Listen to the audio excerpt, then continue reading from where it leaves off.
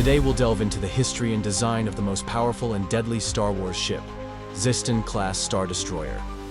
Fasten your seatbelts and subscribe for more Star Wars content. Nordy is here, and it's time to get started.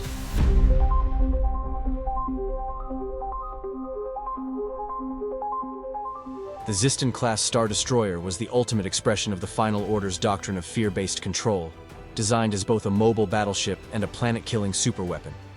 At the core of this terrifying capability was its axial super laser cannon, a devastating weapon capable of annihilating entire planets in a matter of seconds. Each Xyston-class vessel carried its own super laser, making the fleet of Sith Eternal warships exponentially more destructive than any previous Imperial or First Order fleet. The axial super laser was activated by the direct impulse of ionic energy from the ship's reactor. Unlike traditional turbo laser technology, which relied on Tibanna gas excitation, the super laser functioned by channeling a massive burst of energy directly from the primary hypermatter reactor through a network of high-capacity power conduits. When fully charged, the super laser emitted a single, concentrated beam capable of penetrating deep into a planet's crust, initiating a cascading reaction that would result in the complete destruction of the planetary body. The firing process of the axial super laser was broken into several distinct phases. Initially, power from the hypermatter reactor was diverted through a super laser power feed, which directed the immense energy toward the collimator assembly sleeve. The collimator focused and shaped the raw energy into a coherent beam, preventing energy dispersion and ensuring maximum destructive efficiency. At the end of the firing barrel, a forcing cone barrel head further refined the beam, directing it with pinpoint accuracy toward its target. Once the super laser struck the planetary surface, it penetrated deep into the crust, generating intense seismic and thermal reactions that destabilized the planet's core. This was followed by pulsating energy bursts, continually supplied by the reactor, which amplified the destructive effect. These energy pulses overloaded the planetary mantle, causing fault lines to rupture and magma chambers to explode, leading to the eventual disintegration of the entire planet in a catastrophic explosion. Like the Death Star's super laser, the Xyston-class's axial weapon was powered by kyber crystals, a fundamental component in ancient Jedi and Sith technology.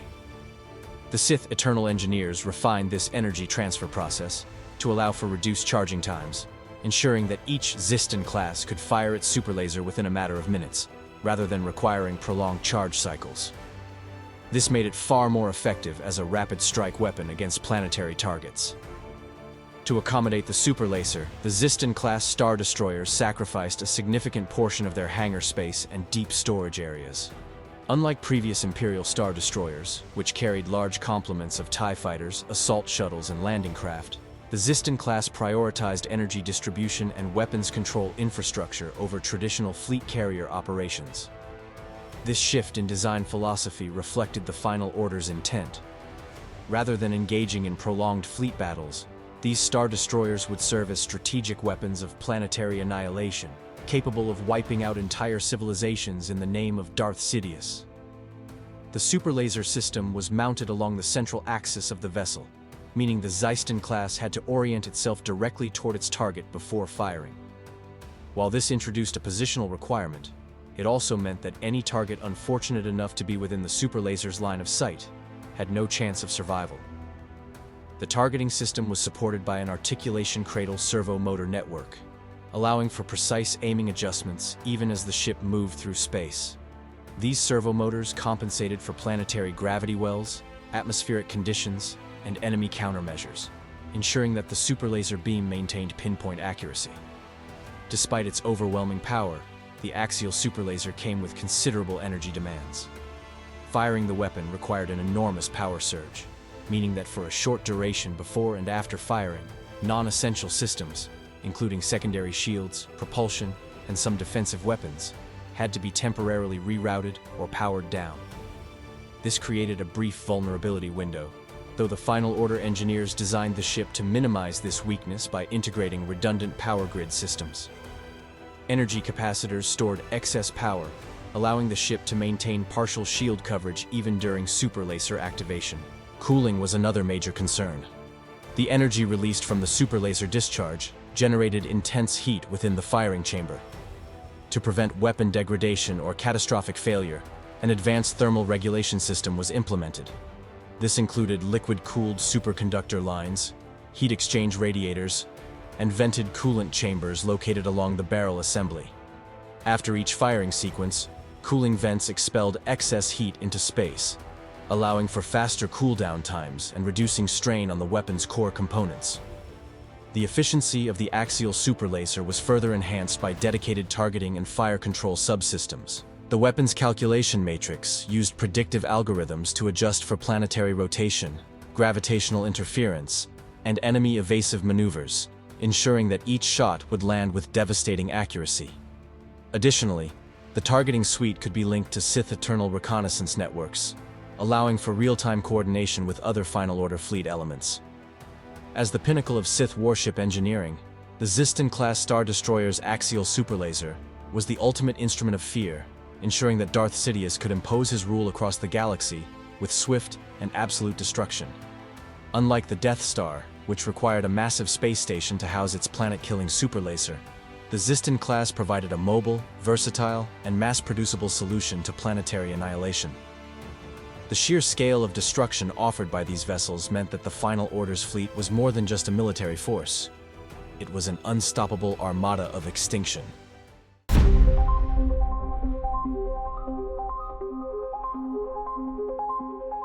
The Xyston-class Star Destroyer, designed as the ultimate weapon of the Final Order, was built with a singular goal: enforcing the Sith Eternal's rule through overwhelming firepower.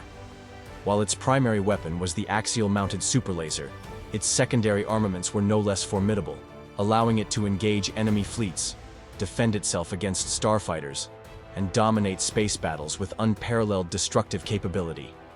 The Xyston-class was heavily armed with 40 heavy turbolaser batteries, each of which was capable of delivering devastating volleys against capital ships and planetary defenses.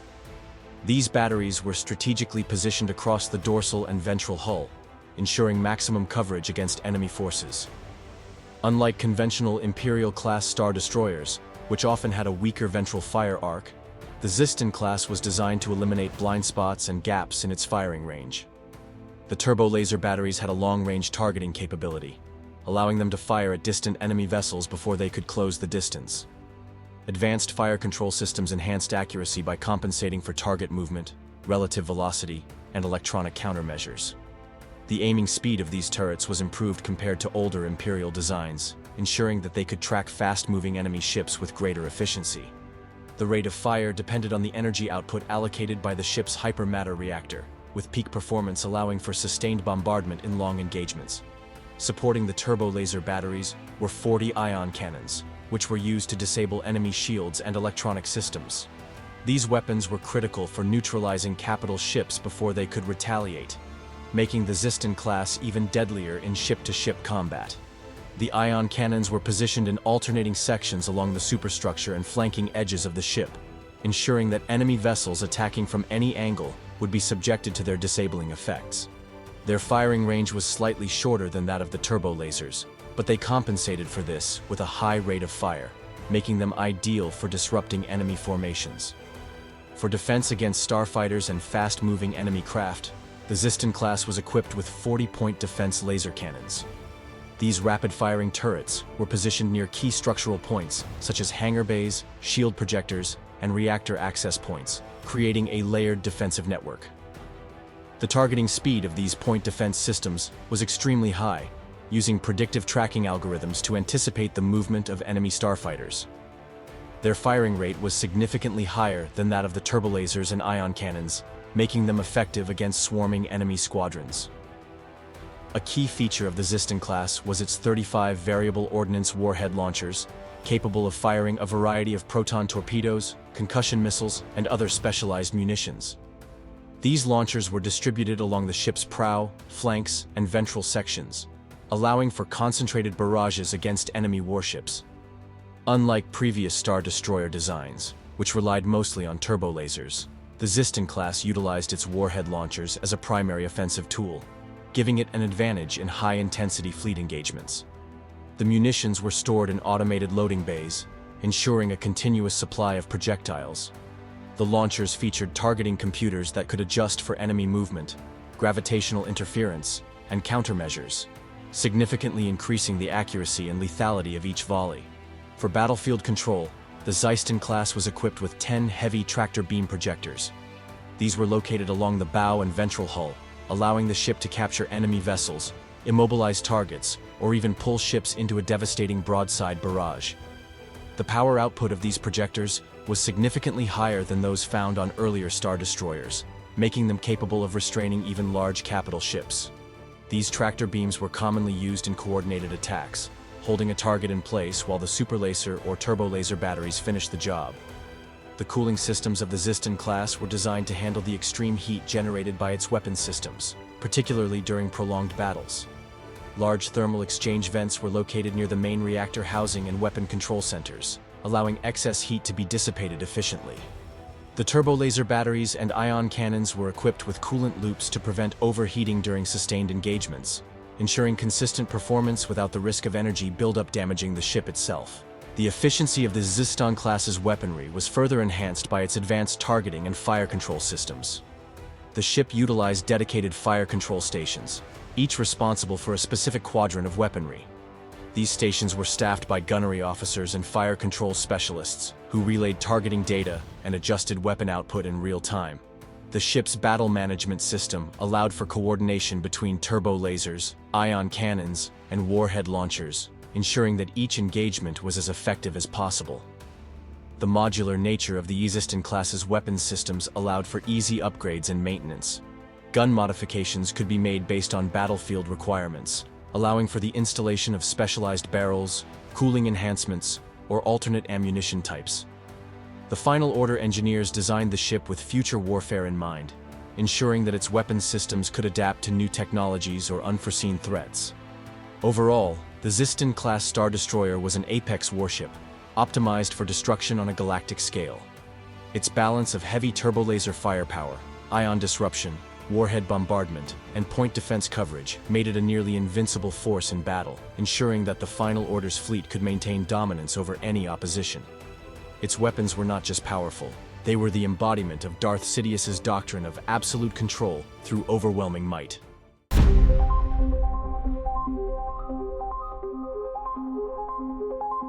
The Xyston-class Star Destroyer was propelled by an array of 7 powerful ion engines, designed to provide the massive battlecruiser with both the sublight speed necessary for strategic positioning and the thrust required for orbital maneuvers.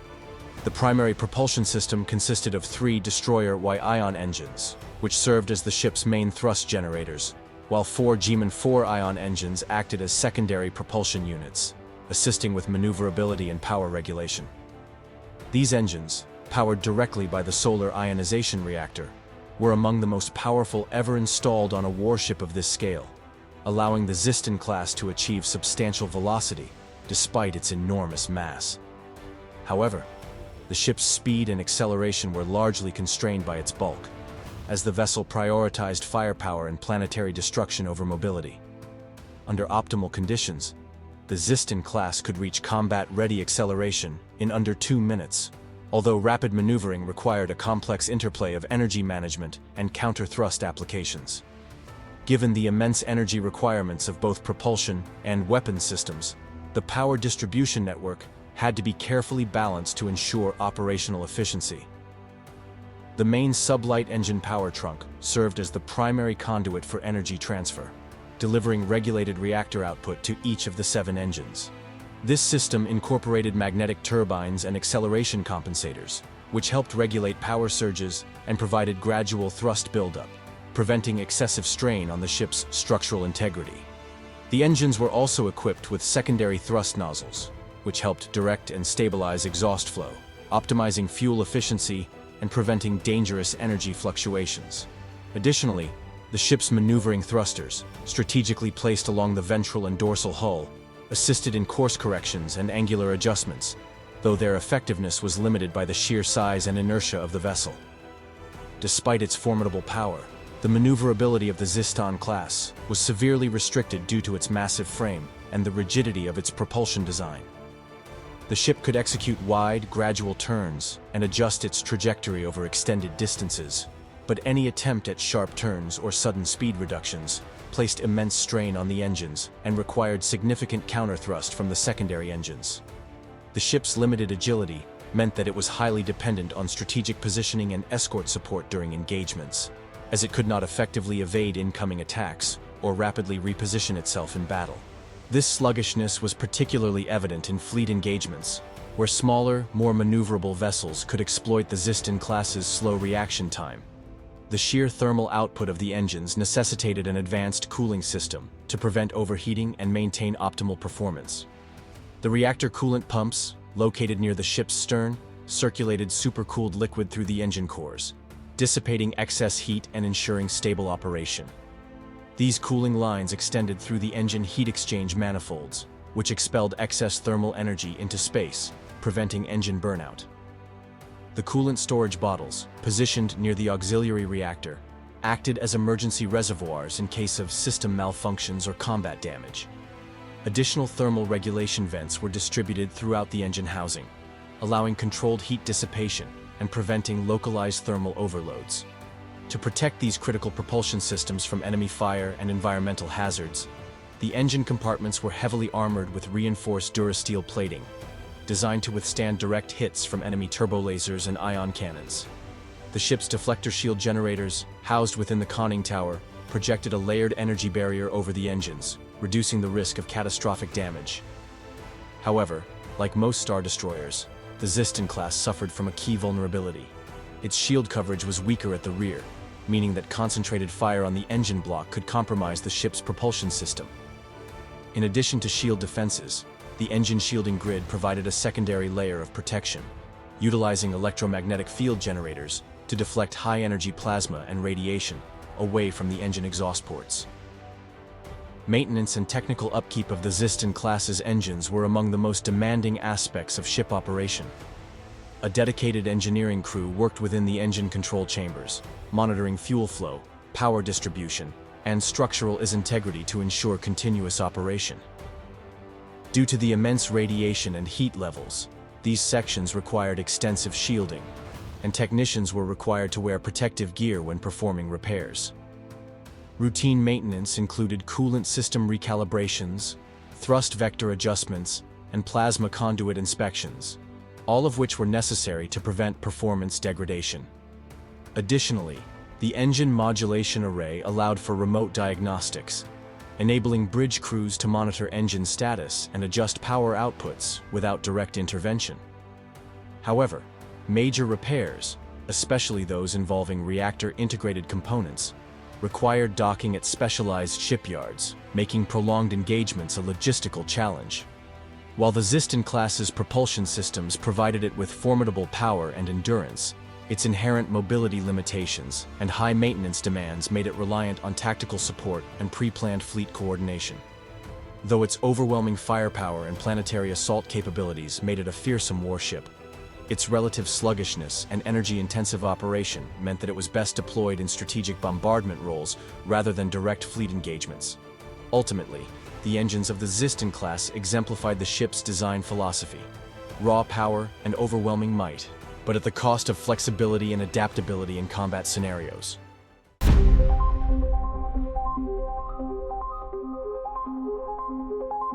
The Xyston-class Star Destroyer was equipped with a high-output hyperdrive system, an essential component that enabled strategic mobility across the galaxy. As a ship designed for planetary domination, the hyperdrive was not only a method of travel, but a core element of intergalactic warfare, allowing the Xyston-class to deploy its overwhelming firepower across vast distances with unmatched speed. Without the hyperdrive, the vessel's sheer size and slow sublight maneuverability would have made it impractical for large-scale warfare, making this system one of the most critical aspects of its design. The hyperdrive system of the Xyston-class operated on the hypermatter annihilation principle, similar to other capital ships but on a much larger scale. At its core was the hyperdrive generator, which harnessed power directly from the ship's solar ionization reactor. The hyperdrive functioned by creating a hyperfield, a high-energy distortion of real space that allowed the ship to enter hyperspace, a parallel dimension where the usual laws of physics were bypassed, enabling faster-than-light, FTL, travel. The system relied on hyperwave guidance processors and navigational field projectors, which worked in tandem with the ship's astrogation computer to calculate safe and efficient routes through hyperspace. Given the chaotic nature of hyperspace, navigation was extremely precise, requiring detailed hyperspace lane mapping and real-time gravitational anomaly tracking. The hyperdrive's primary power trunk distributed reactor output to the hyperdrive motivator, which controlled the activation and stability of the hyperfield. This motivator was reinforced with hyperwave stabilizers to ensure that the ship maintained cohesion while traveling at faster-than-light speeds.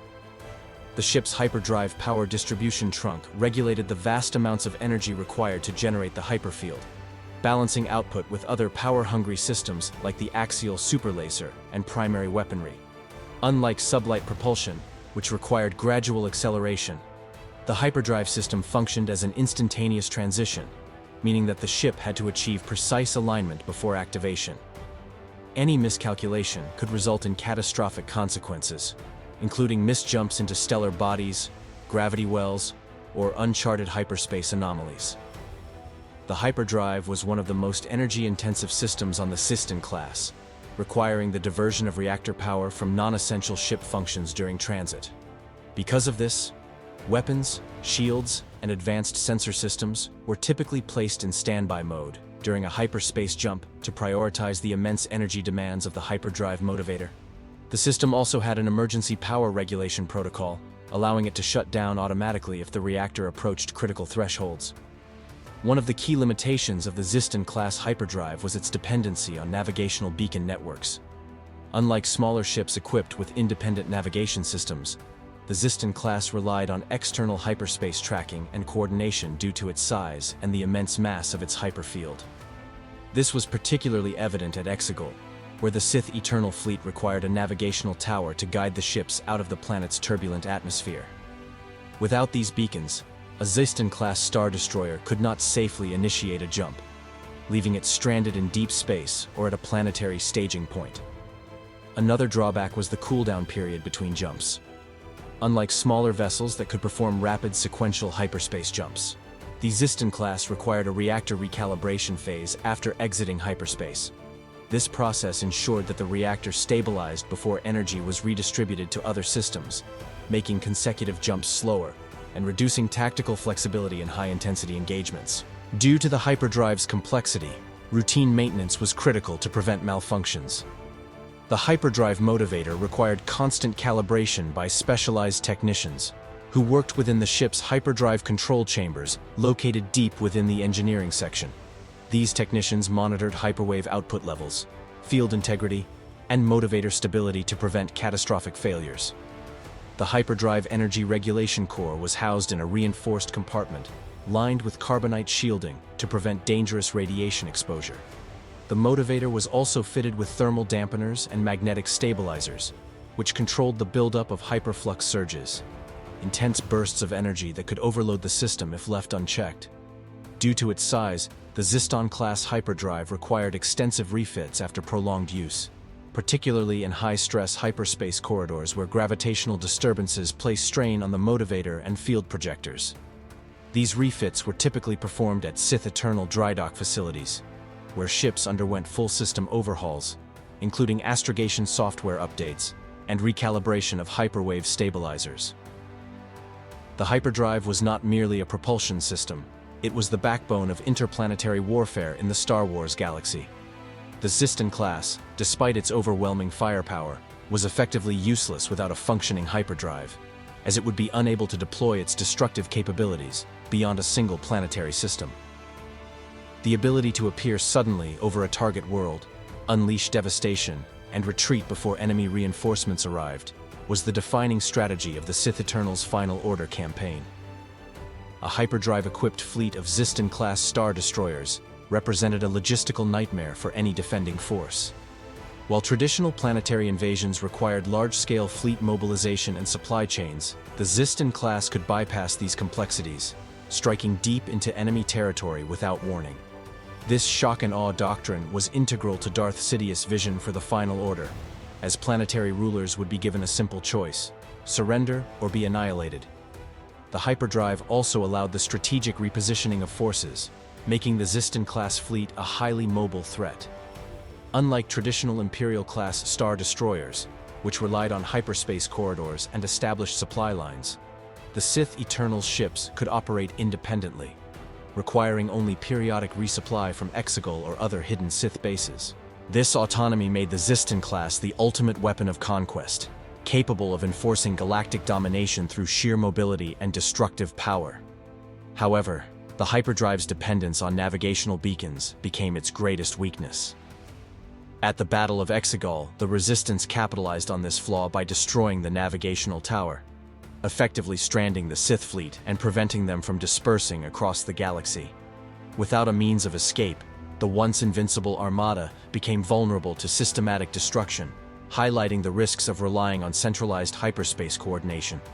The Xyston-class Hyperdrive was more than a transportation system. It was the key to the Final Order's entire war doctrine. It transformed the Xyston-class from a mere warship into a strategic terror weapon, allowing the Sith Eternal to enforce their rule with swift, planet-destroying precision. However, this reliance on hyperspace navigation systems also introduced critical vulnerabilities, proving that even the most powerful warship could be rendered useless without the ability to move. In the grand scheme of galactic warfare, hyperdrives dictated the balance of power, shaping the nature of conquest, defense, and resistance. The ability to traverse the galaxy in moments meant that battles were no longer fought over territory, but over time itself. Who could reach a battlefield first? Who could escape before being overwhelmed? And who could project force across the stars without opposition? The Xyston-class embodied this principle to its extreme, wielding hyperspace travel as a weapon just as deadly as its superlaser.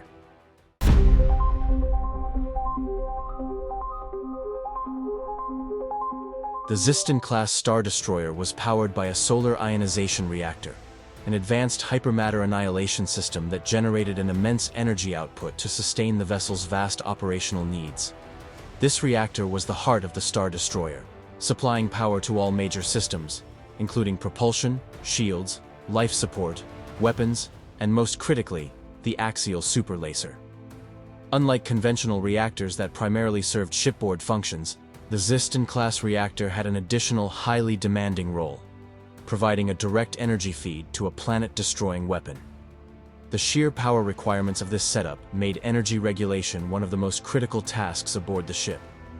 The reactor was capable of producing a controlled fusion reaction by annihilating hypermatter, a process that essentially mimicked the creation of a miniature sun within the ship's core. This process was sustained through the use of magnetic stabilizers and plasma containment fields, preventing an uncontrolled chain reaction that could result in the ship's destruction. Due to the immense energy output, a highly sophisticated power distribution network was required to channel the reactor's energy efficiently to the ship's various subsystems. The main power distribution trunk acted as the central conduit, branching off into specialized subsystems that supplied energy to essential components. The sublight engine power trunks delivered regulated energy flow to the ship's ion engines, while the hyperdrive power distribution trunk ensured that the ship's faster-than-light travel systems had the necessary energy reserves. The superlaser had a dedicated high-capacity energy transfer system, which bypassed traditional power regulators to allow instantaneous energy surges when firing. Additional power allocation systems included the heavy weapons power converter, which regulated energy flow to the ship's numerous turbolasers, ion cannons, and warhead launchers, ensuring that weapons did not overdraw power from critical systems. Maintaining such an extreme level of power generation created significant thermal and radiation hazards, necessitating an intricate cooling system to prevent reactor overheating and core instability. The reactor coolant pumps circulated supercooled liquid through the reactor core, absorbing excess heat and transferring it to external radiators, where it was safely dissipated. These pumps operated under extreme pressure, ensuring that heat did not build up to critical levels. The ship's coolant storage bottles, located near the stern, served as reservoirs for emergency coolant supplies in case of system failures or energy spikes. The reactor was directly connected to the main reactor fuel silo, a fortified chamber that stored vast reserves of hypermatter fuel, with reinforced conduits designed to shut down in case of fuel leaks or catastrophic overloads.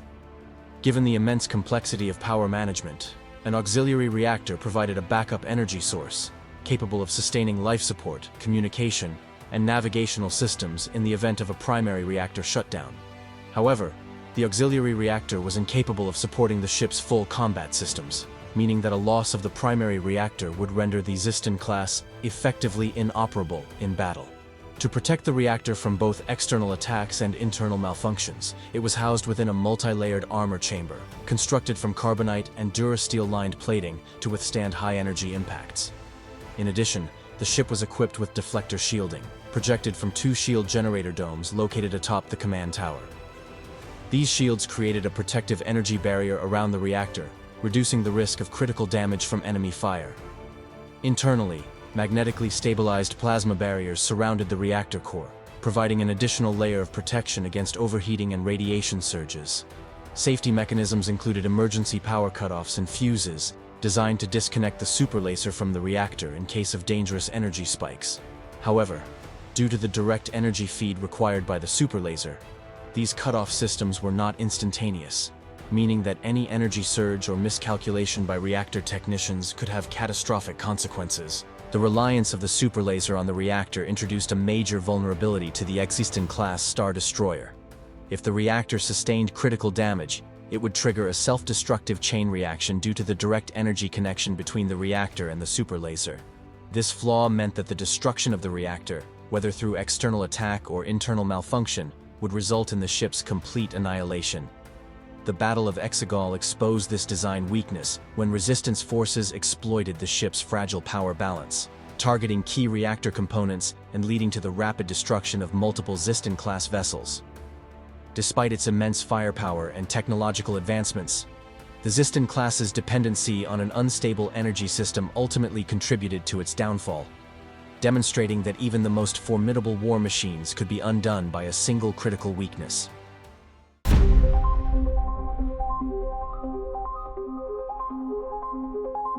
The Xyston-class Star Destroyer was a massive warship designed with the singular goal of achieving galactic domination through overwhelming firepower, near-impervious defenses, and an imposing presence.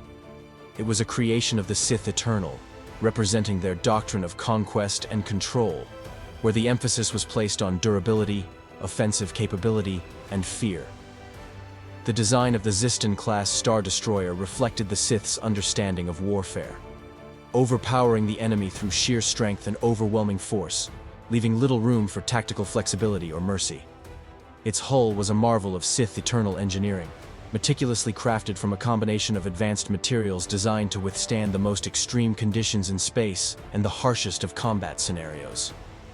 The exterior of the ship was composed of multi-layered composite armor, with the outermost layer featuring a reactive ablative coating designed to dissipate the energy from enemy fire, including turbo-laser strikes, ion cannon blasts, and the shockwaves of explosions. Beneath this was an additional layer of durasteel and carbonite, providing protection against the devastating power of heavy kinetic impacts, and anti-radiation alloys to safeguard the vessel from harmful space radiation. The Xyston-class's superstructure was reinforced with densely packed beams of durasteel and carbonite composites, ensuring immense torsional rigidity, which allowed it to withstand the stresses of both intense combat and the pressures of hyperspace travel. Unlike the open structures of the Imperial-class Star Destroyers, the Xyston-class featured a fully enclosed superstructure, eliminating weak points and ensuring that even the most powerful of weapons would have a difficult time penetrating its hull. Internally, the Xyston-class featured advanced compartmentalization. Every section of the ship was separated by blast doors and emergency bulkheads, which could be sealed in an instant to prevent the spread of damage in case of a hull breach. The ship was designed to survive catastrophic damage, with reinforced bulkheads and deck plates constructed from quadranium alloys, offering both resistance to shock and the ability to absorb impacts from explosions, depressurization, or enemy boarding actions. The internal design was optimized for the ship's survivability in battle, ensuring that even if entire sections of the ship were destroyed, the rest could continue to operate. To bolster its defenses, the Xyston-class featured 2 primary shielding systems: deflector shields and corpuscular shields. The deflector shields formed the first line of defense, creating an invisible barrier around the ship that deflected incoming energy-based weaponry, electromagnetic pulses, and shockwaves from explosions.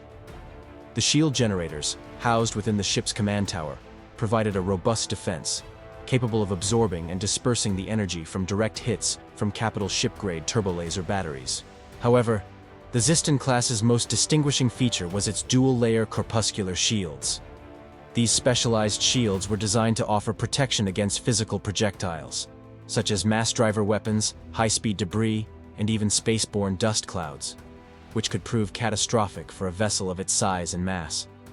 The corpuscular shields used dense particle fields to slow or disintegrate incoming projectiles, ensuring that the hull remained intact and the ship's vital systems were kept safe. Despite its sheer size and the intimidating nature of its armament, the Xyston-class still required a vast crew of over 29,000 personnel to function effectively. However, under Sith Eternal doctrine, crew accommodations were secondary to military efficiency. As such, the living quarters aboard the Xyston-class were austere and utilitarian. Crew barracks were designed for maximum efficiency, with stacked sleeping modules offering minimal personal space. Only high-ranking officers and engineers had private quarters, with individual chambers equipped with dedicated workstations for operational needs. The ship's galley and mess halls were fully automated, with ration dispensers providing standardized meals to the crew. Unlike the Imperial Navy, which often prided itself on creating massive communal spaces for its officers, the Sith Eternal favored highly distributed ration stations that allowed for quicker meal distribution and minimized downtime. Given the length of time the Xyston-class was intended to be operational without resupply, it was equipped with self-sustaining systems. Food was processed from long-term nutrient storage, while the medical bays were outfitted with Bacta tanks, surgical stations, and automated medical droids capable of providing life-saving treatment to the crew, from combat injuries to radiation exposure. Workshops and engineering compartments were dispersed across the ship, designed to repair and maintain the vessel's complex systems. These facilities were equipped with high-powered plasma torches, molecular binders, and fusion welders, ensuring that engineers could make repairs in the midst of combat or during long campaigns in hostile space. The Xyston-class also featured an extensive communications network, capable of coordinating the ship's operations over long distances. It included hyperwave transceivers, subspace relay stations, and encrypted transmission systems, ensuring that the ship could maintain contact with other Sith Eternal vessels and command posts even across vast stretches of space.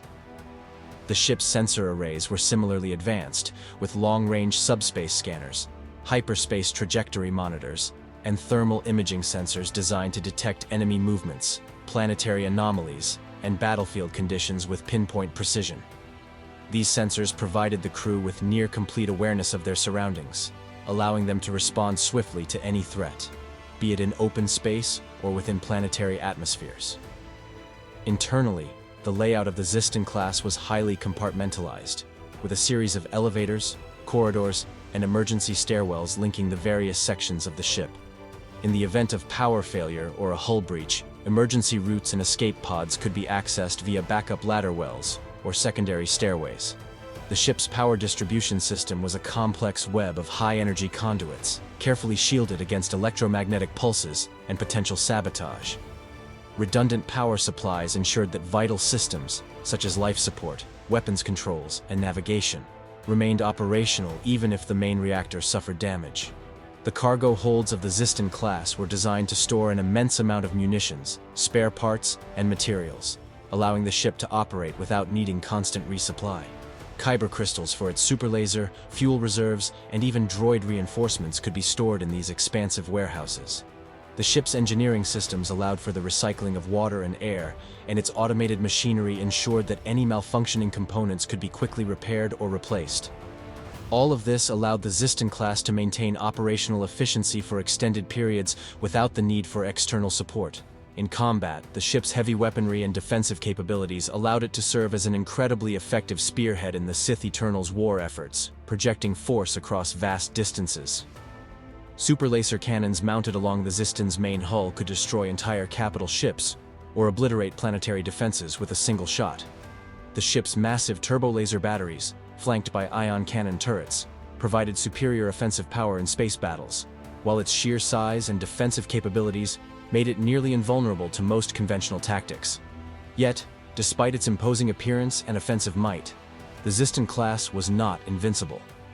Its very size made it vulnerable to well-coordinated strikes against key systems, such as shield generators, propulsion engines, and communication nodes, which could disrupt its operational capacity.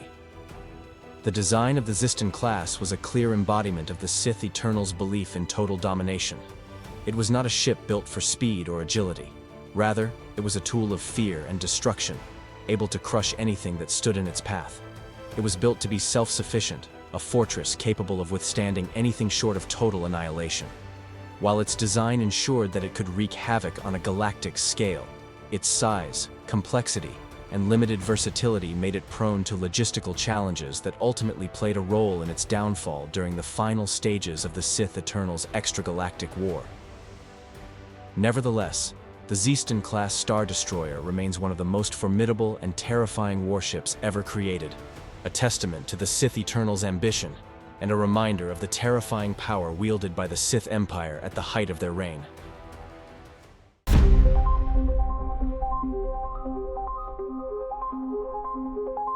The crew hierarchy aboard the Xyston-class Star Destroyer was an intricate system designed to ensure that the ship functioned with both efficiency and discipline. The structure was highly militarized, with clearly defined roles and responsibilities for each individual, from the highest-ranking officers to the most junior enlisted crew members.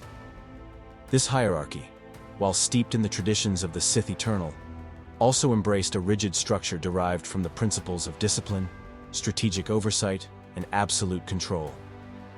The officers were given significant autonomy within their areas of responsibility, but they operated under the direct supervision of the ship's captain and senior command staff, all of whom were aligned with the Sith leadership.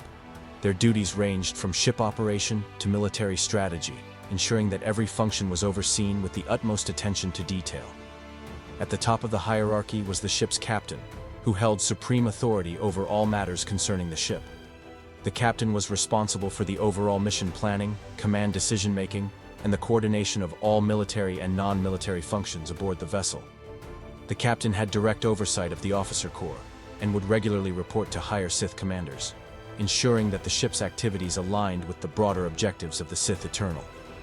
Below the captain was the executive officer, XO, who handled the day-to-day administration of the ship, ensuring that all orders from the captain were executed efficiently. The XO often assumed command in the captain's absence, ensuring a seamless chain of command. Each department aboard the Xyston-class had its own officers, all of whom were skilled in their specific areas of expertise, whether it be engineering, operations, weapons, or intelligence. These officers were the backbone of the ship's operational capabilities, and their responsibilities ensured that each section of the vessel operated with precision. The officer ranks aboard the Xyston-class followed a strict military hierarchy, with promotions based on merit, experience, and loyalty to the Sith Eternal. At the top level, senior officers held positions such as admirals, captains, and commanders, each responsible for overseeing various strategic sectors of the ship. Lieutenants, ensigns, and lieutenant commanders were responsible for managing the daily operations of specific departments, such as communications, weapons, engineering, and flight operations. These officers were usually highly trained specialists, each having undergone years of intensive training before being entrusted with command of vital areas within the ship. Junior officers, including midshipmen and ensigns, served in subordinate roles under the supervision of more experienced commanders, gaining the necessary experience and training to move up in rank. These officers were typically involved in direct ship operations, crew management, and tactical decision-making. The rank-and-file crew made up the bulk of the ship's complement, and while they were not officers, their roles were no less essential to the operation of the ship. These crew members, often referred to as petty officers or crewmen, were responsible for executing the orders of the officers. They operated the main systems, maintained the vital equipment, and ensured that all aspects of the ship were functioning correctly. Petty officers were experienced individuals who were usually entrusted with supervising a specific section of the crew, ensuring that those under their command followed the standard operating procedures and upheld the high expectations of the Sith Eternal. Crewmen were typically new recruits who served in basic roles, learning the trade through direct, hands-on experience, while performing a range of menial tasks. The detachment system aboard the Xyston-class was designed to maintain operational efficiency during any given mission.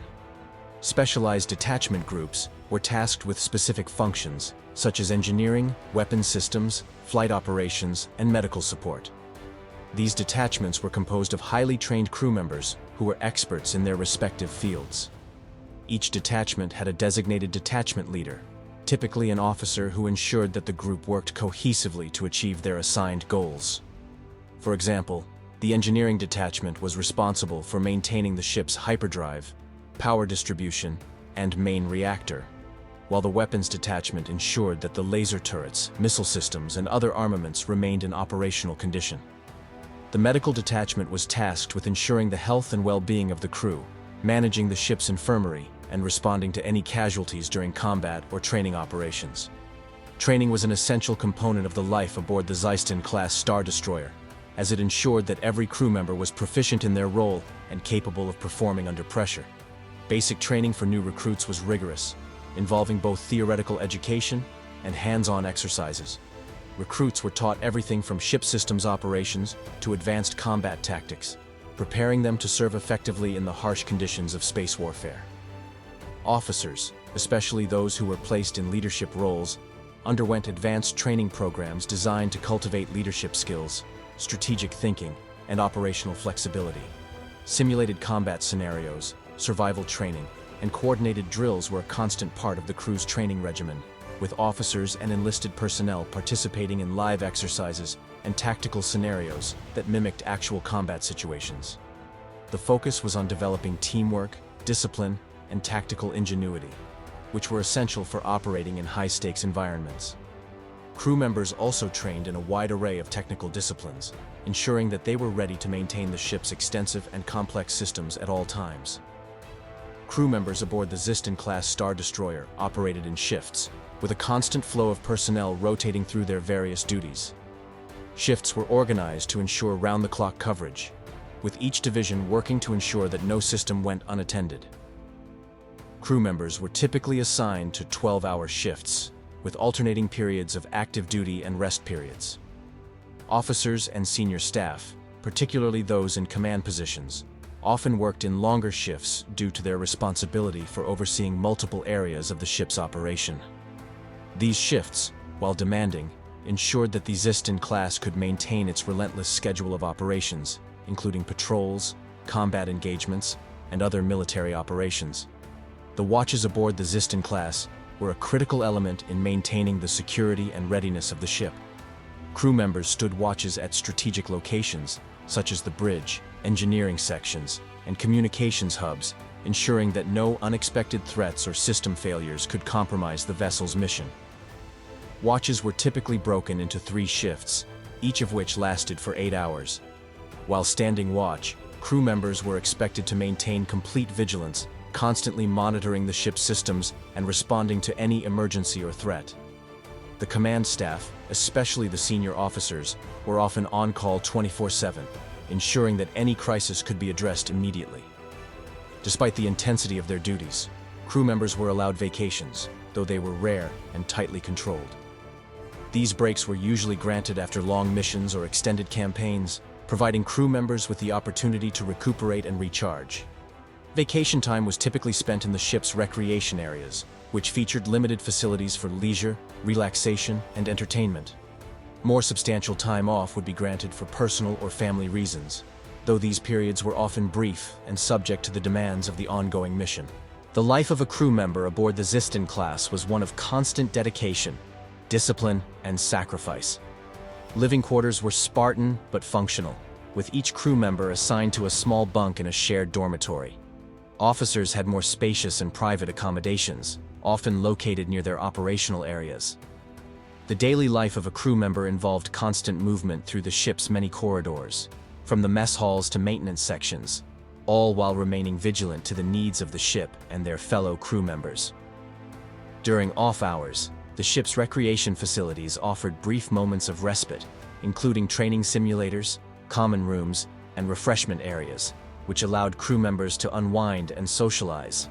However, these moments were often fleeting, as the priority of service was always the ship's mission and the Sith Eternal's goals. Service aboard the Xyston-class Star Destroyer was a test of both physical endurance and mental fortitude. The constant vigilance required in space warfare, coupled with the demands of maintaining the most advanced military vessel in the fleet, created a culture of discipline and dedication among the crew. While the workload could be grueling, it was the dedication to their mission, to serve the Sith Eternal, that gave the crew purpose, forging a sense of pride and loyalty among them. For many, serving aboard the Xyston-class was not just a job. It was an embodiment of their dedication to the galactic vision of the Sith Eternal.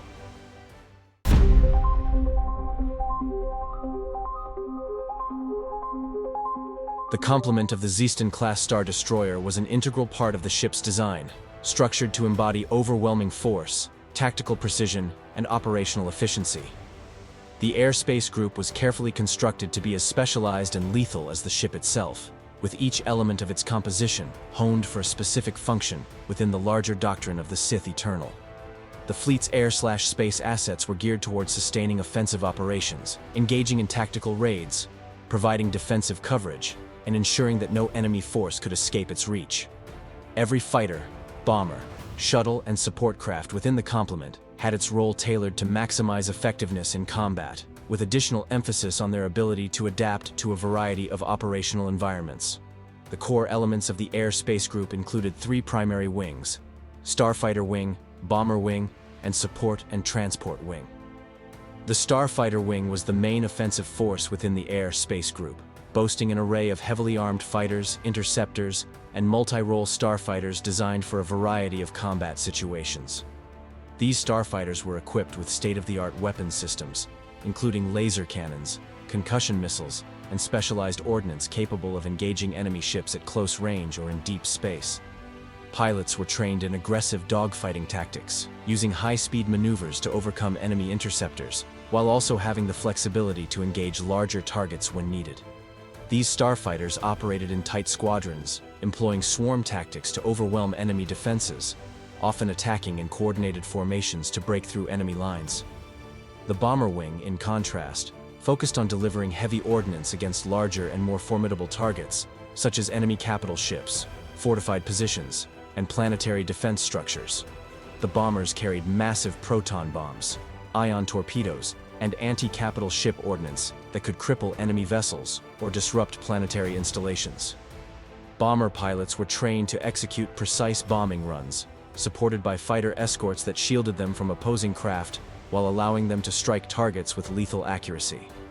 The Support and Transport Wing handled the logistical side of the operations, providing troop transport, cargo drops, and shuttle missions to ensure that the Xyston-class Star Destroyer could sustain itself in extended campaigns. This wing was crucial in maintaining supply lines, reinforcing ground operations, and delivering personnel where needed. The transport craft, though not primarily designed for combat, were heavily shielded and equipped with countermeasures to survive hostile environments. Each of the wings had its own distinct organization, but all of them operated under the same overarching structure. Every wing was commanded by a wing commander, who held responsibility for coordinating operations, executing combat strategies, and ensuring that each craft within the wing was deployed to its maximum potential. The wing commanders reported directly to the ship's captain, while coordinating closely with fleet commanders to ensure that the air-space group's objectives were aligned with the broader mission goals of the fleet. In total, the airspace complement included approximately 60 starfighters, 40 bombers, and 20 support craft, forming a balanced, versatile, and highly potent force capable of engaging in a variety of operational scenarios. The combat schedule for the air/space group was strictly regimented to ensure maximum operational readiness. Pilots and support crews were constantly rotated in and out of duty shifts, ensuring that the group remained available 24/7 for a range of missions. These schedules were carefully constructed to balance the need for continuous combat preparedness with training, maintenance, and respite periods to avoid crew burnout. While engaged in a major campaign, the air-space group's presence in battle was often relentless, continuously launching sorties for patrol, defensive sweeps, or rapid raids. When not engaged in combat, the air-space complement was placed on strategic standby while performing training exercises, combat simulations, and drills to ensure that the pilots and crews remained sharp and ready for deployment at a moment's notice. In combat, The Air Space Group's tactics were characterized by overwhelming force, precision strikes, and effective coordination across multiple craft types. Starfighters would typically engage enemy fighters in aggressive dogfights, where their superior maneuverability and firepower allowed them to outpace and outgun opposing forces. The fighters would often initiate the attack, sweeping through enemy lines, clearing a path for the bombers to complete their runs. Bomber pilots, trained in surgical precision, would then launch their ordnance against vulnerable capital ships or structures, using proton bombs or torpedoes to disrupt and destroy key targets. The focus was on hit-and-run tactics, using speed and aggression to inflict damage and disrupt enemy operations. When the ship was assigned to patrol duties, the airspace complement would operate in a defensive formation, spreading out across a wide area of space to detect and eliminate any threats before they could reach the ship. In these situations, starfighters acted as early warning systems, patrolling in deep space, while bombers and support craft were on standby to provide escort or tactical support in the event of an enemy incursion. On raid missions, the Air Space Group was deployed in a more offensive role, using swift strikes to cripple enemy supply lines and destroy key infrastructure. The use of raids allowed the Xyston-class to weaken enemy forces, cut off supplies, and inflict chaos on vulnerable targets, all while maintaining a strong presence that made enemy resistance futile. During drifting operations where the ship and its group were navigating through hostile or unknown territory, the air-space complement would be deployed in a scattered formation, with starfighters acting as scouts and early detection platforms. These craft would constantly monitor for enemy activity, providing real-time data to the ship's command crew, while maintaining the ability to respond swiftly to any threats. The pilots remained on high alert, trained to engage enemies as soon as they were detected, relying on their training and the ship's advanced sensor arrays to locate and engage hostiles with precision. The training of Air Space Group pilots aboard the Xyston-class Star Destroyer was intense and comprehensive. Pilots underwent rigorous programs that combined theoretical instruction, hands-on training, and combat simulations to hone their skills. The focus was on creating pilots who were aggressive, tactically aware, and quick decision-makers under pressure. Their training was conducted in a variety of environments, including space combat, atmospheric engagements, and planetary assault scenarios, ensuring that the pilots could handle any situation. The pilots were also conditioned to work in multi-craft formations, learning to coordinate attacks, share targeting data, and maximize the effectiveness of the group. They were prepared to face any enemy force with a mixture of agility, firepower, and tactical flexibility, ensuring that they could strike effectively in any combat theater.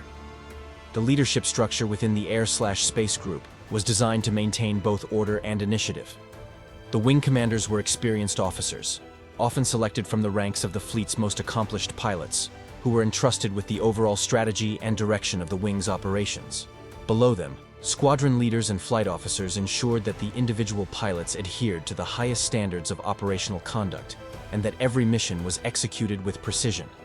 The entire command structure was built around the notion that the Air Space Group operated as a cohesive unit, where every pilot, regardless of rank, was equally focused on the completion of the mission and the success of the Xyston-class Star Destroyer as a whole.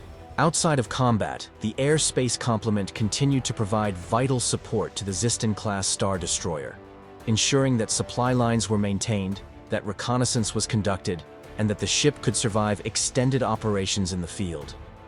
Whether performing rescue missions, reconnaissance operations, or simply patrolling the space surrounding the vessel, the Air/Space Group was never idle. These operations ensured that the Xyston-class remained at peak effectiveness, able to strike at a moment's notice, and that its vast armament and tactical superiority would remain undisputed. In conclusion, the air-space complement of the Xyston-class Star Destroyer was a highly specialized, meticulously organized force, crafted to deliver a level of force projection and tactical superiority that was unmatched within the Sith Eternal's fleet. The trained pilots, advanced tactics, and intense leadership all came together to form an indomitable force, capable of achieving dominance across any theater of war.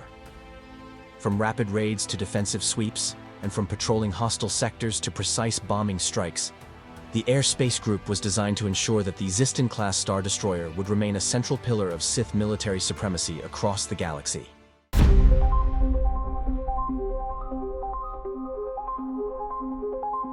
The Xyston-class Star Destroyer, a flagship of the Sith Eternal fleet, epitomized a colossal feat of engineering, design, and military ambition. The journey from initial development to the ship's deployment required an intricate and methodical process that involved vast resources, advanced technologies, and coordinated efforts spanning multiple facets of the Sith Eternal's industrial and military complex. Every phase of the Xyston-class's creation, from conceptual design to final assembly, was fueled by the need to project overwhelming power on a galactic scale.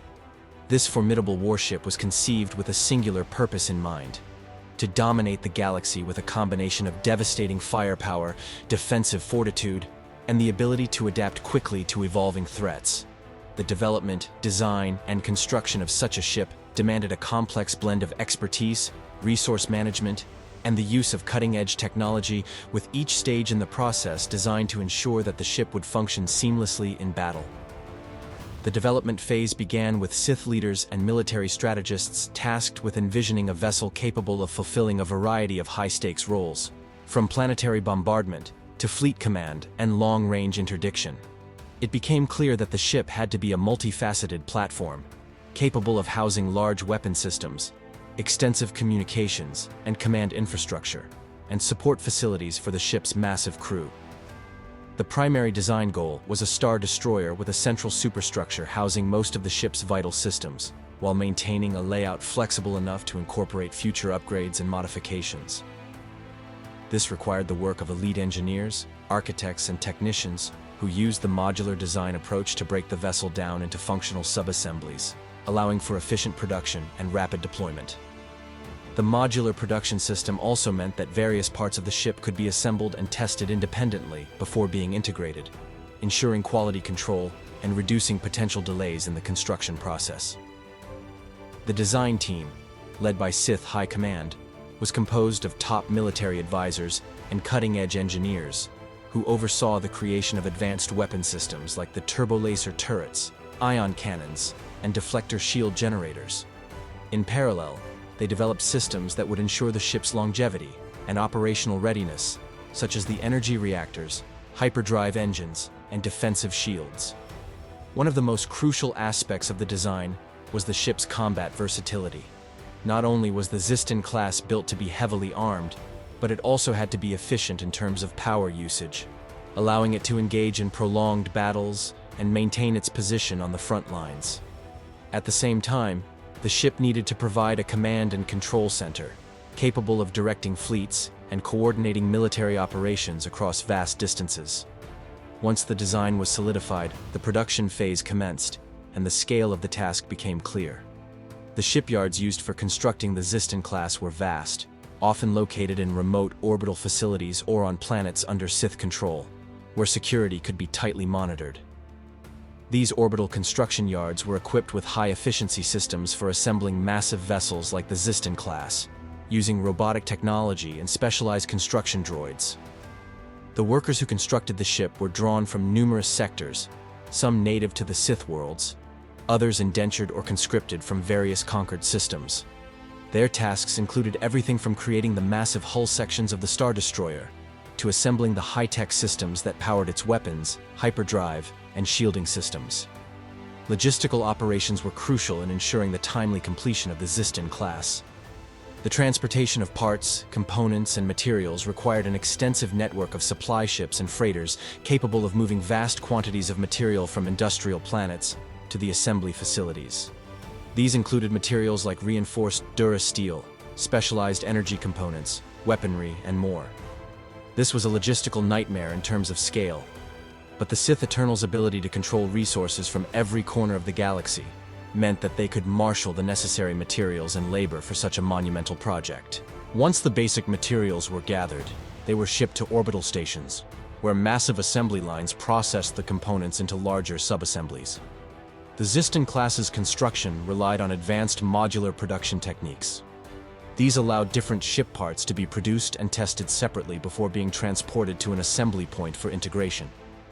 This method sped up the production process, allowed for more streamlined work, and also made it easier to upgrade or modify certain parts of the ship later. Components like the deflector shield generators, hyperdrive engines, and weapons arrays could be produced in specialized factories and sent directly to the orbital assembly points. The central shipyard, where the bulk of assembly occurred, was guarded by Sith overseers and military officers, ensuring that no sabotage or espionage would interfere with the ongoing construction process.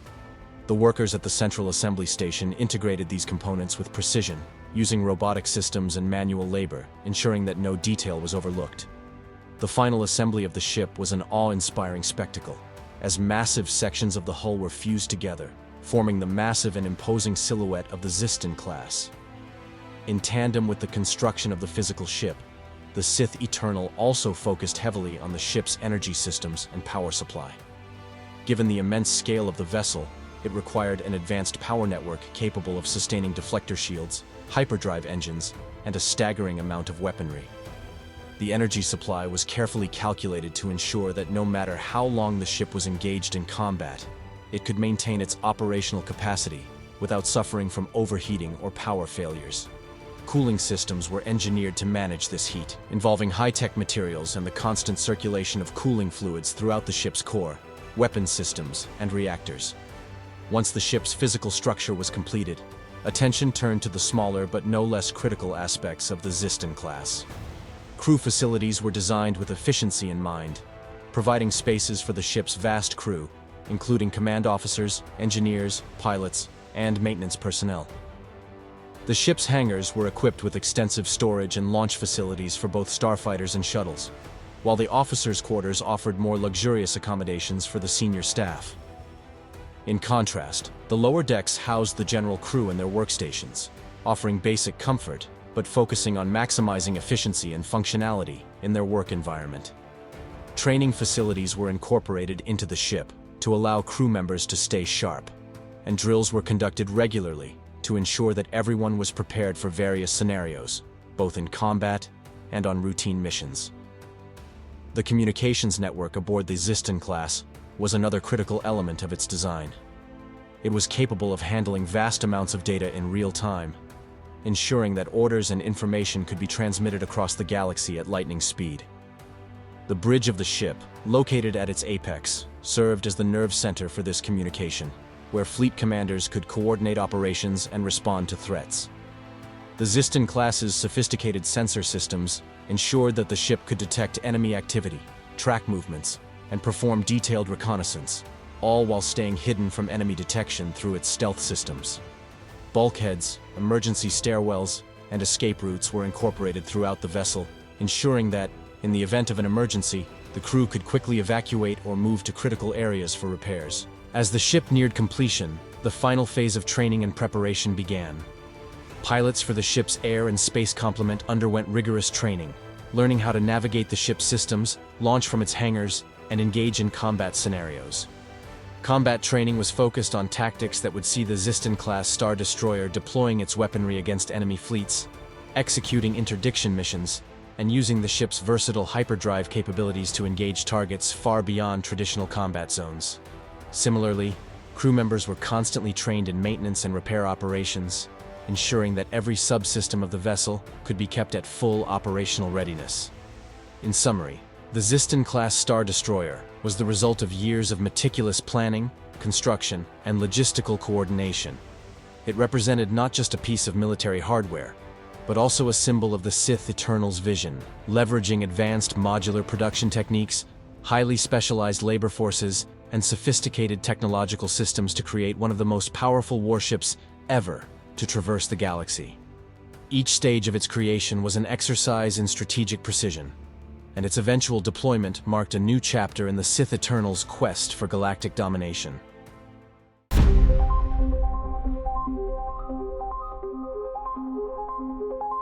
Shortly after Darth Sidious, the Dark Lord of the Sith, rose to power, he initiated a comprehensive modernization of the shipyard forges located in the Forbidden District on the Sith world of Exegol, a remote planet within the unknown regions.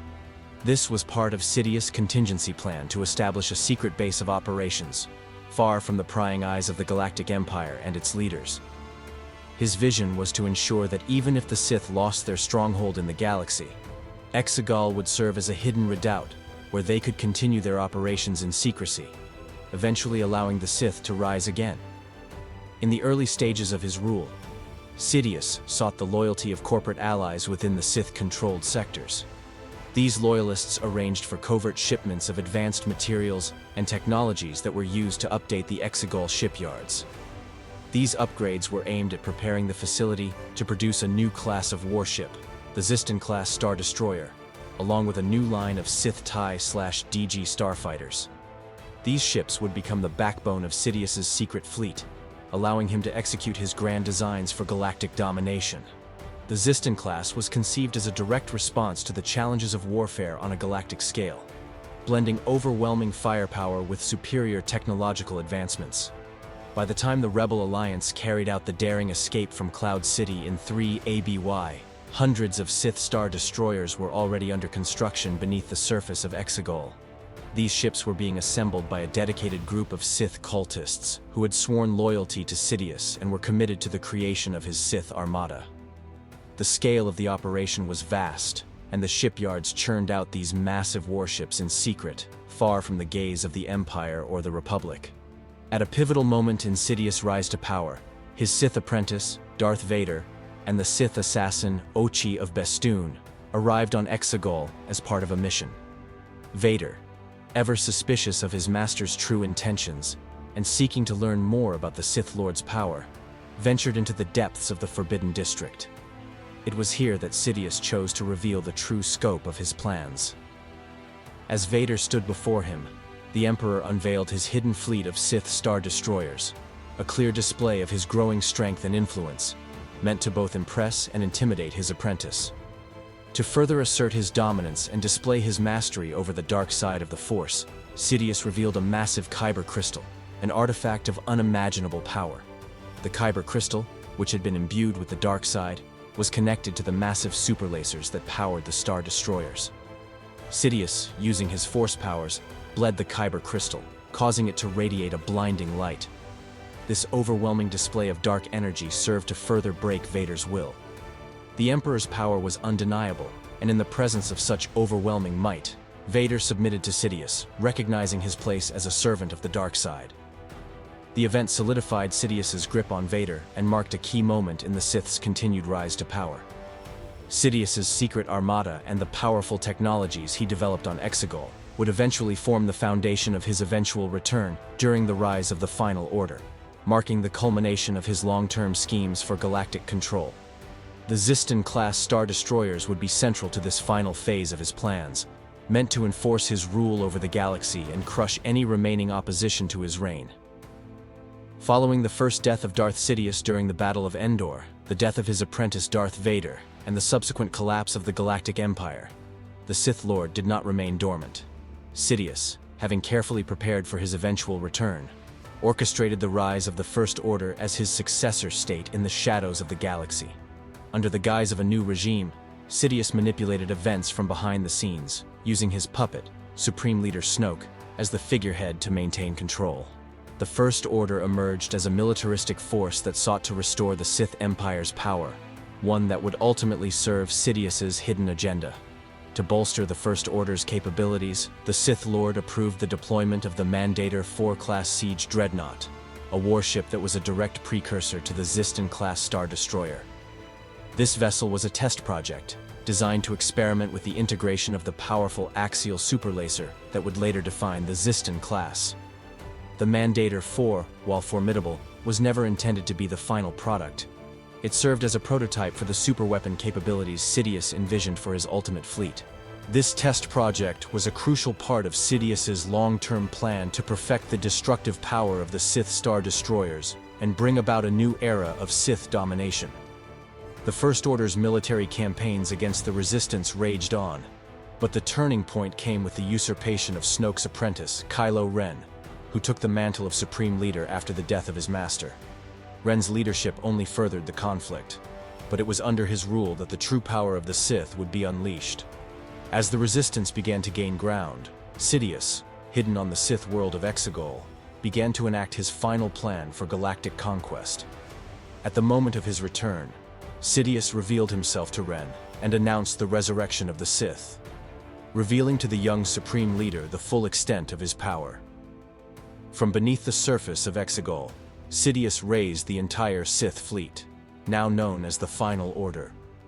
The fleet, comprising a staggering 1,080 Sith Star Destroyers, represented the culmination of Sidious's dark vision, each ship a testament to the power and terror that the Sith could wield.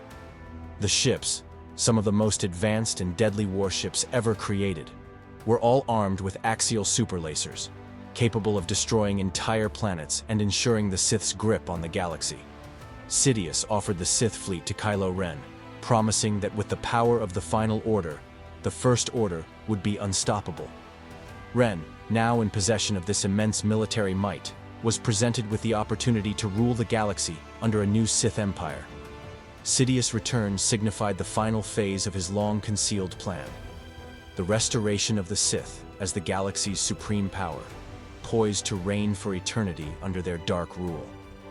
The alliance between Sidious and Ren, forged in the depths of Exegol, heralded the beginning of the Sith's final push to conquer the galaxy, a push that would once again threaten the Resistance and all who opposed the dark side of the Force. The news of the vast Sith Star Destroyer fleet, raised from the hidden depths of Exegol, shook the very foundations of the First Order. The revelation of this massive armada, collectively known as the Final Order, was discussed fervently within the walls of the First Order Supreme Council. This elite gathering of the regime's top military and political leaders convened to discuss the implications of Sidious' return and the newly discovered fleet that could shift the balance of power across the galaxy. At the heart of the debate, Supreme Leader Kylo Ren voiced his confidence that the fleet's might would propel the First Order into a new era of dominance. He believed that with the power of the Sith Eternal forces, the First Order would not only crush the Resistance, but would be able to forge a true Sith Empire, as originally envisioned by the Dark Lord, Darth Sidious.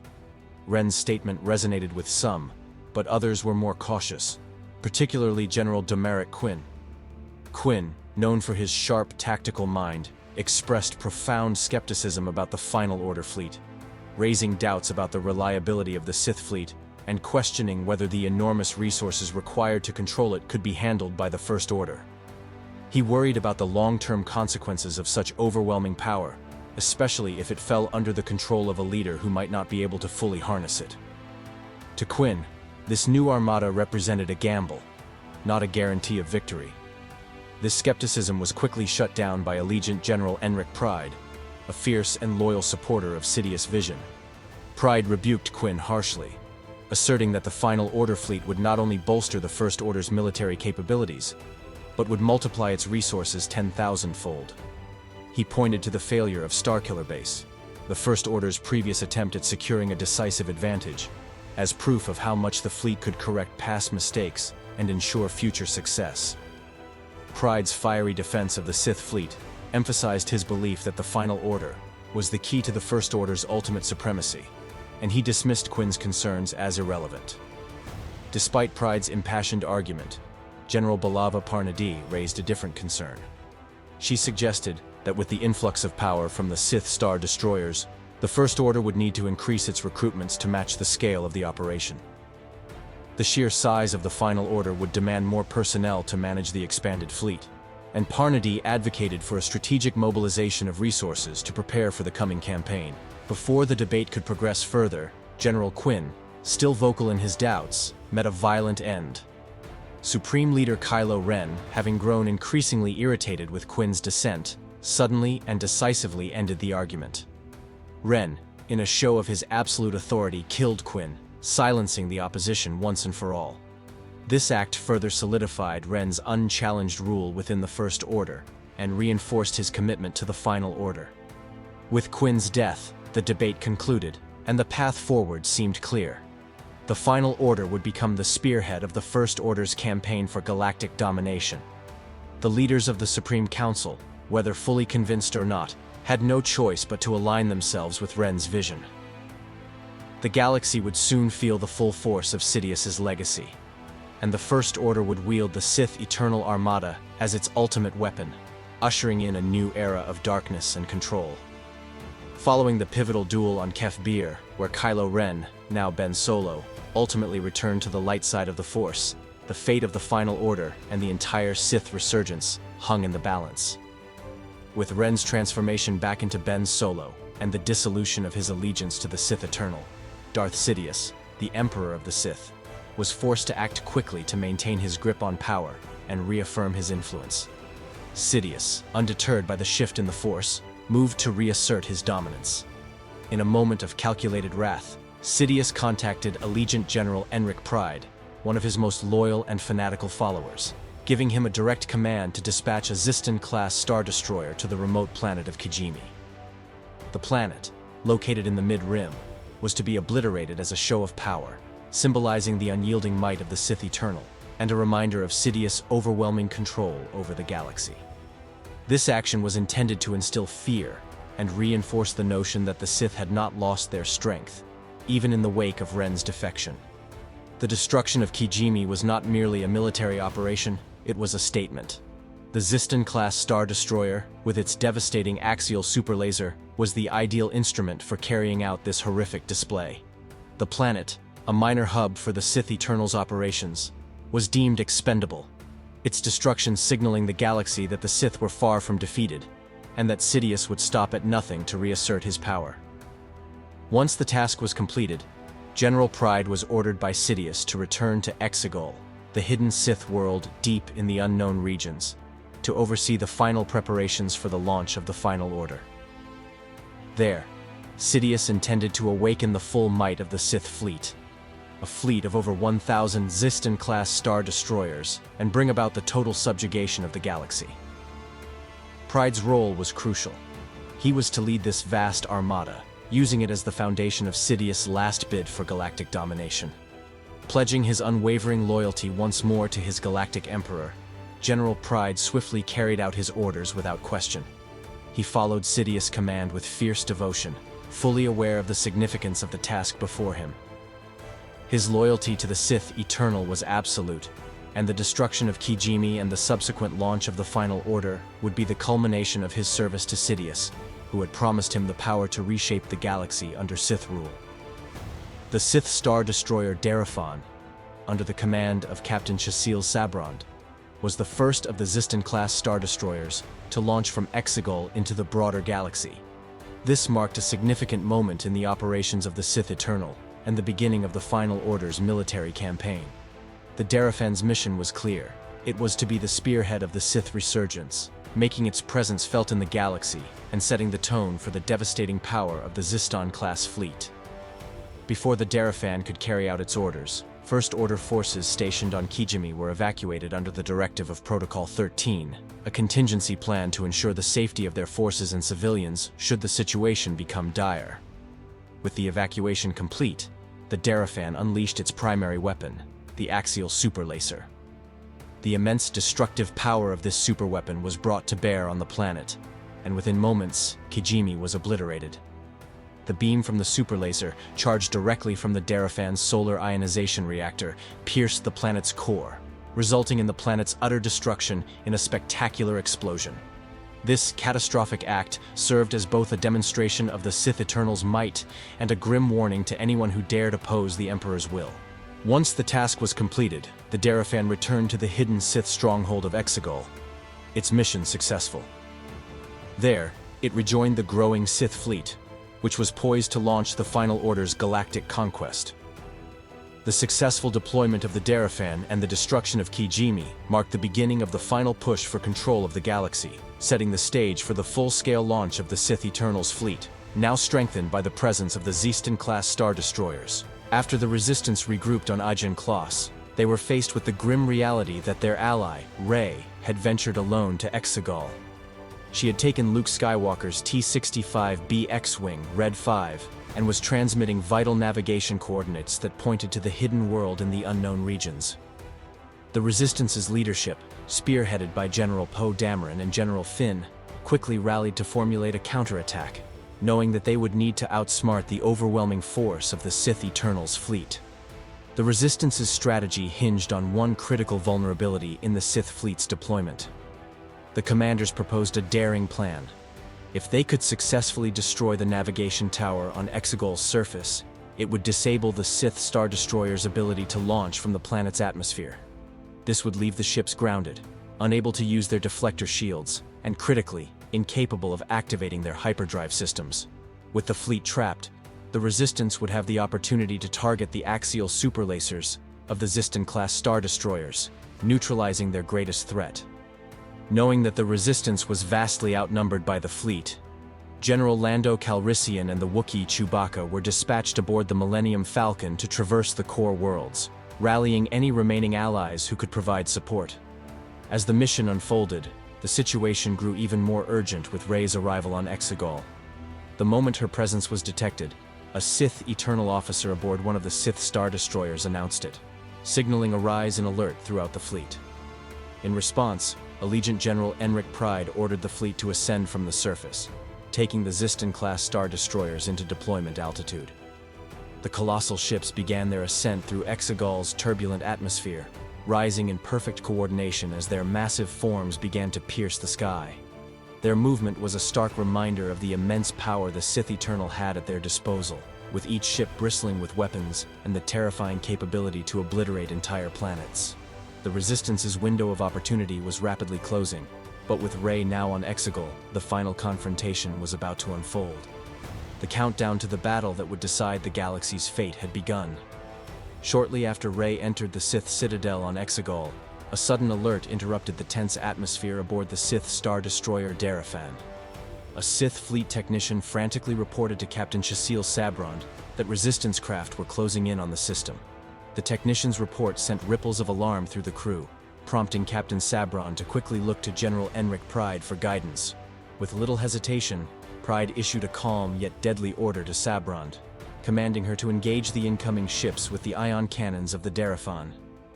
As the Resistance fleet arrived on Exegol, they were met with the full force of the Sith Eternal's might. Legions of Sith Star Destroyers began their assault, launching devastating barrages of fire upon the Resistance fleet. The chaos of entry ensued as the Resistance ships scrambled for position, trying to evade the overwhelming firepower of the Sith fleet. Amid the turmoil, General Poe Dameron quickly took charge, instructing the Resistance ships to drop down to the fleet's altitude. Dameron had realized that the Sith Star Destroyers, given their massive size, could not fire upon the Resistance without risking catastrophic damage to their own fleet. This tactical maneuver created a brief window of opportunity for the Resistance to strike. Meanwhile, Finn managed to locate the crucial navigation tower, a target that could spell the end of the Sith fleet's dominance. As the Resistance fighters made their approach, General Pride calmly watched from the Steadfast, his flagship, and ordered that the signal from the navigation tower be transferred to his command ship. The transfer of control was an essential step in maintaining the Sith's advantage in the battle. The intensity of the battle escalated quickly as the Sith TIE fighters were launched from the bays of the Star Destroyers. Swarms of Sith starfighters filled the skies, engaging the Resistance ships in a fierce dogfight. The Resistance pilots fought valiantly against the overwhelming numbers, but the Sith fighters were relentless, determined to protect the fleet at all costs. As the Resistance began to close in on their target, the stakes were higher than ever. With the navigation tower within reach, the outcome of the battle now hinged on the ability of the Resistance to disable it and bring the Sith fleet to a standstill. But with every move, the Sith Eternal tightened their grip on the galaxy, and the final battle was about to reach its apex. Once the signal was successfully transferred to the Steadfast, the Resistance shifted its focus to the Sith fleet's command ship. With precision and determination, Resistance forces pivoted their attack towards the Steadfast, making their way to disable the Sith's command infrastructure. Meanwhile, Resistance troopers were dispatched to land on the hull of the Star Destroyer, positioning themselves near the ship's navigation tower. As they made their approach, they were provided critical air cover by Resistance starfighters, which engaged the numerous Sith TIE fighters that rushed to intercept. The troopers fought valiantly as they infiltrated the Steadfast, their mission clear: disable the navigation system to hinder the Sith fleet's coordination. They clashed with Sith forces in close-quarters combat, managing to temporarily disable the navigation system. However, their victory was short-lived. It soon became apparent that the Steadfast systems were in the process of rebooting, meaning the Sith fleet would regain its tactical advantage. Worse still, the Resistance realized that no immediate reinforcements were coming to support their efforts. In a desperate bid to turn the tide, General Dameron ordered the Resistance's aerial forces to shift their focus from the Steadfast and attack the Xyston-class Star Destroyers directly. The Resistance pilots engaged the Sith fleet with everything they had, but it quickly became apparent that they were fighting an uphill battle. The Xyston-class ships were formidable, their firepower devastating, and the Resistance was sustaining heavy casualties. Meanwhile, in the heart of the Sith Citadel, Rey continued her confrontation with Darth Sidious, her every step weighed down by the knowledge of the Resistance's mounting losses. From her position, she could see the Resistance starfighters being systematically destroyed by the Sith forces, the once hopeful assault slowly unraveling. The gravity of the situation was felt across the battlefield, but the Sith remained relentless. Among the most tragic losses was that of Major Temmin Wexley, a seasoned Resistance pilot. His starfighter was struck by a devastating blast and plummeted toward the hull of a Sith Star Destroyer. The crash ignited a massive explosion, sending shockwaves through the battlefield. The Resistance was losing ships, lives, and the momentum that had once seemed so promising. As the battle raged on, General Dameron was left to witness the destruction of his comrades. Overwhelmed by the communications and visuals of his fighters being cut down around him, Dameron's resolve began to falter. His heart heavy with the loss, he apologized to his pilots, expressing his grief and sorrow. The weight of responsibility and the relentless slaughter of his friends pushed Dameron to the brink of despair. In the midst of the chaos, hope seemed to be slipping away, and the Resistance was on the verge of total defeat. At that pivotal moment, the tide of the battle began to shift. General Calrissian, along with Chewbacca, arrived on the scene, bringing with them a sizable force of 14,000 vessels, a coalition known as the Citizens' Fleet. This unexpected arrival bolstered the Resistance's strength at a critical juncture. General Dameron, his spirits lifted by the sudden surge in forces, quickly took command of the situation, rallying the fleet and issuing orders with newfound urgency. The plan was clear. They would target the superlasers of the Xyston-class Star Destroyers in order to cripple the fleet's most powerful weaponry. The first victim of this concentrated assault was the Sith Star Destroyer Suta, commanded by Captain Strock. The Citizens' Fleet starfighters, along with the legendary Millennium Falcon, launched a direct assault on the Suta's superlaser. The coordinated firepower of the Resistance forces was devastating. The superlaser cannon exploded with catastrophic force, sending shockwaves through the ship. A chain reaction spread through the midsection of the vessel, causing a series of massive explosions that tore the Suta apart. The ship was consumed in the fiery blasts, marking a major victory for the Resistance. The destruction of the Suta sent ripples throughout the Sith fleet. On the bridge of the Steadfast, General Pryde watched in confusion and disbelief as the Suta's demise was relayed. He had no idea where the Resistance had conjured such a formidable fleet, and the loss of a Xyston-class Star Destroyer threw the Sith into disarray. But the Resistance's triumphs didn't stop there.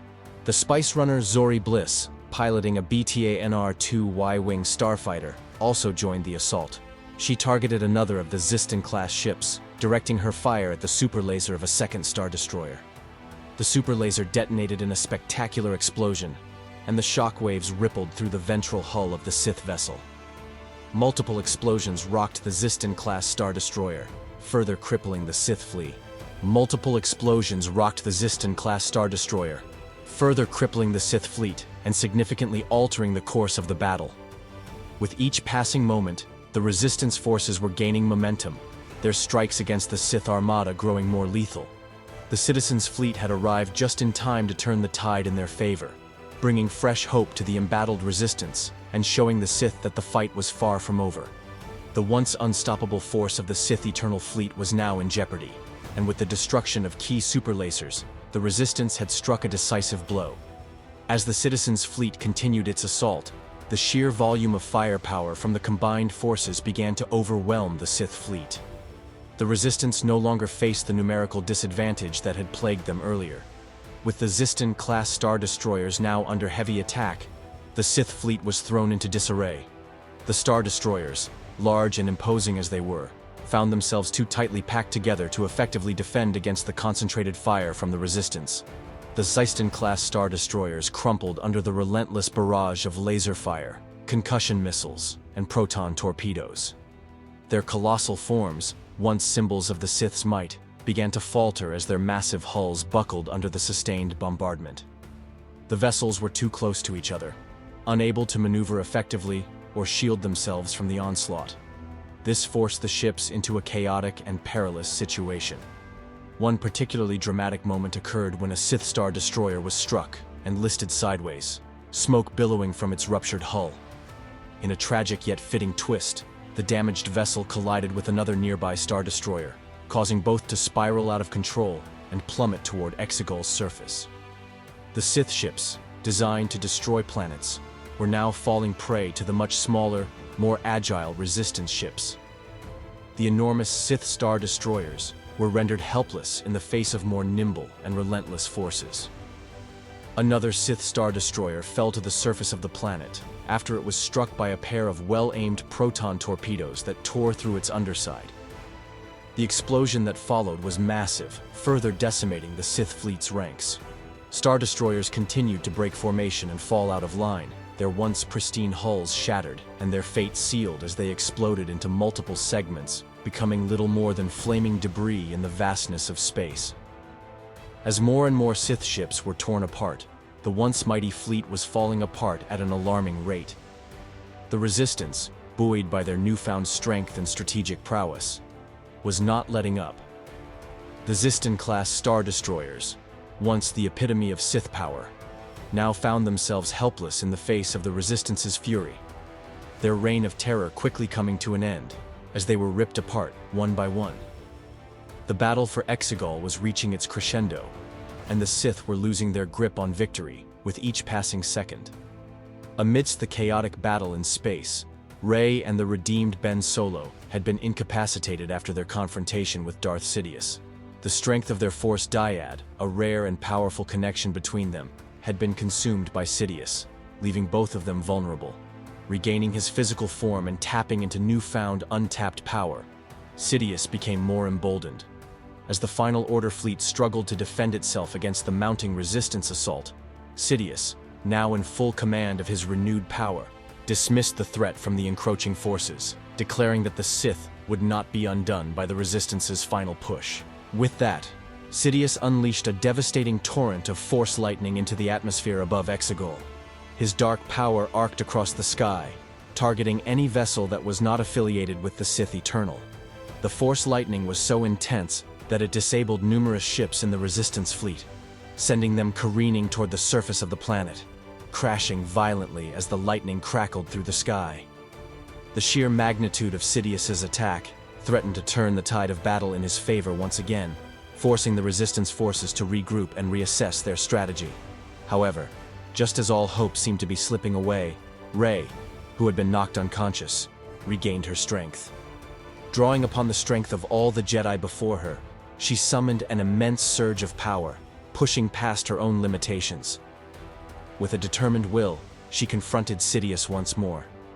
In a climactic moment, Rey's presence in the Force was so overwhelming that Sidious, unable to continue his barrage of lightning against the Allied forces, was forced to cease his attack. Rey, through sheer will and the will of the ancient Jedi, had stopped Sidious's assault. The interruption gave the Resistance forces a much-needed reprieve.